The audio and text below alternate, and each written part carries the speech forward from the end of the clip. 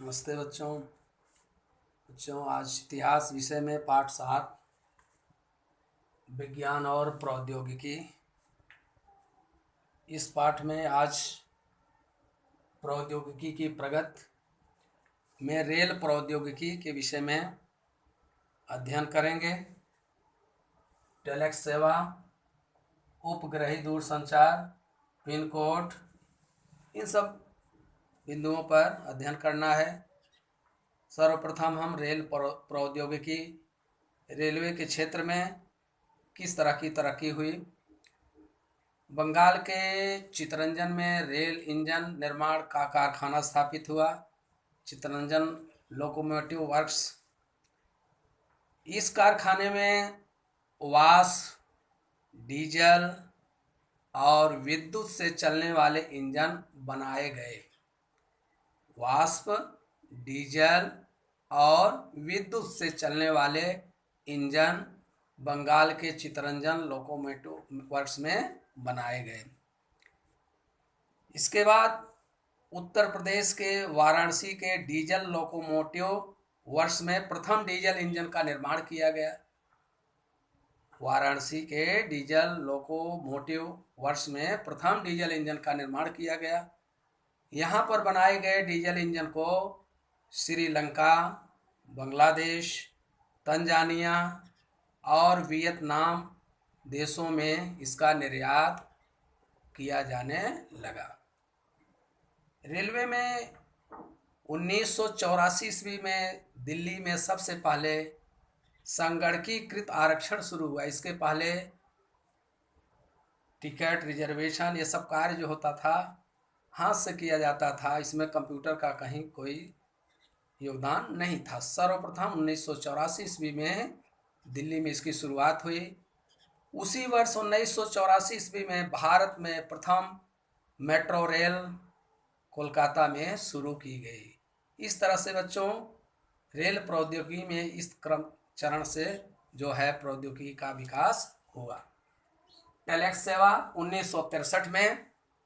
Telex सेवा शीघ्र गति से टंक मुद्रित स्वरूप में संदेश वहन करने वाली सुविधा। इसमें जो संदेश होता था उसको छप करके लोगों तक पहुंचाया जाता। पहले पत्र वगैरह से ही सब लोगों के बीच संवाद होता था। आज की तरह टेलीफोन, मोबाइल सुविधा नहीं थी। उस दौर में आकस्मिक कोई घटना हो, कोई दुखद समाचार या तत्काल किसी को कहीं आना जाना हो, बुलाने के लिए टेलेक्स सेवा का लाभ लिया जाता था। इसमें छोटे से संदेश को जो है टाइप बोला जाता था, मशीन से टाइप हो जाता था। अभी जैसे आप गांव से टाइप कराते थे मुंबई में वो टाइप करके मशीन से आपको आपके घर पर उसी दिन वो पत्र मिल जाता था और लोग अपने गांव को चले जाते थे।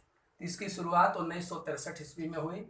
1967 में पहली बार जो है देवनागरी लिपि में इसकी शुरुआत हुई। दिल्ली में हिंदी में छापा जाने लगा और 1990 के बाद टेलेक्स सेवा का महत्व खत्म ही हो गया, क्योंकि इंटरनेट, मोबाइल ये सारी सुविधाएं हो गई। तो अब इस आज के दौर में टेलेक्स सेवा का कोई महत्व नहीं रह गया। आज हम सारी चीज़ें सामने प्रत्यक्ष बातचीत करके सामने सब जानकारी ले लेते हैं। तो उस दौर में था जब मोबाइल और इंटरनेट ये सब सुविधा नहीं थी। तो 1990 के बाद से टेलेक्स सेवा समाप्त हो गई। उपग्रही दूरसंचार 1967 में अहमदाबाद के निकट जोधपुर टेकरा में देशांतर्गत उपग्रही दूरसंचार भू केंद्र शुरू किया गया। इसका उद्देश्य क्या था? उपग्रही दूरसंचार का संदेश भेजना और संदेश को प्राप्त करना। इसके लिए उपग्रही दूरसंचार की स्थापना 1967 में अहमदाबाद के निकट जोधपुर टेकरा में इसकी स्थापना की गई। आगे बच्चों पोस्ट ऑफिस के विषय में आप पिन कोड लिखते हैं 6 अंक का, ये बहुत महत्वपूर्ण है। 15 अगस्त 1972 ईस्वी में देश में 6 अंकों का pin code postal index code इसकी शुरुआत की गई। पोस्टल इंडेक्स कोड की शुरुआत की गई। 6 अंक का होता है। देश को 9 विभागों में बांटा गया है पोस्टल पिन कोड के आधार पर। 9 विभागों में बांट करके इसमें 6 अंक जो होते हैं, पहला अंक जो होता है इसमें क्रमांक वो प्रमुख विभाग को दर्शाता है। दूसरा विभाग जो है उप विभाग को, और तीसरा जो क्रमांक है, पहला क्रमांक प्रमुख विभाग, दूसरा क्रमांक का अंक जो है वो उप विभाग, और तीसरा अंक जो है वो उप विभाग के मुख्य जिले को दर्शाता है। और लास्ट के अंत के 3 जो नंबर्स हैं वो क्षेत्र जो वहाँ का पोस्ट ऑफिस होता है जहाँ पत्र जाना है उसका इंडेक्स होता है।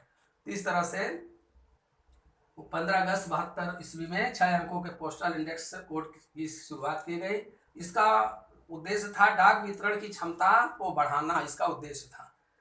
1986 ईस्वी में स्पीड पोस्ट की शुरुआत हुई और तीव्र गति से लोगों को पत्र मिले। महाराष्ट्र में पिन कोड के लिए 40, 41, 42, 43, 44 ये 2 अंक महाराष्ट्र राज्य के लिए है, निर्धारित किए गए हैं। 40, 41, 42, 43 और 44 ये महाराष्ट्र राज्य, हर राज्य के लिए इसी तरह से अलग अलग है। अब हम देखेंगे ISD international subscriber dial telephone service. 1972 में मुंबई में ओवरसीज कम्युनिकेशन सर्विस की स्थापना की गई। 1976 ईस्वी में मुंबई और लंदन इन 2 शहरों के बीच पहली बार अंतर्राष्ट्रीय स्तर पर सीधे बातचीत संपर्क साधने के लिए ISD सेवा की शुरुआत हुई है। 1976 ईस्वी में मुंबई और लंदन के बीच 2 शहरों के बीच सीधे संपर्क साधने के लिए ISD सेवा की शुरुआत हो गई। 1986 ईस्वी में BSNL जो विदेश संचार निगम लिमिटेड कंपनी है, ये आगे अब बहुत ऊंची छलांग लगाई। इसके पहले ही BSNL ने मुंबई और दिल्ली 2 महानगरों में EM टनल की स्थापना की थी, वहाँ के शहरी क्षेत्रों में सुविधा देने के लिए। बाद में 90 के बाद इसमें भी BSNL का जो है विस्तार हुआ। इसमें EM टनल कंपनी भी प्राइवेट सेक्टर में गई और BSNL अब BSNL हो गया, भारत दूरसंचार निगम, इस आधार पर कंपनी हो गई है। 90 के दशक में BSNL जो है BSNL विदेश संचार निगम लिमिटेड इंटरनेट सेवा प्रदान करने वाली कंपनी बन गई और इस कार्य में सैम पित्रोदा का योगदान महत्वपूर्ण रहा है। सैम पित्रोदा ने इस क्षेत्र में महत्वपूर्ण योगदान दिया है। इस तरह से बच्चों आज के वीडियो में हमने रेल प्रौद्योगिकी, टेलेक्स सेवा, उपग्रही दूरसंचार, pin code postal index code के विषय में, ISD सेवा international subscriber dial telephone service, इन सब के विषय में आज के वीडियो में अध्ययन किया। आज का वीडियो यहीं पर समाप्त होता है।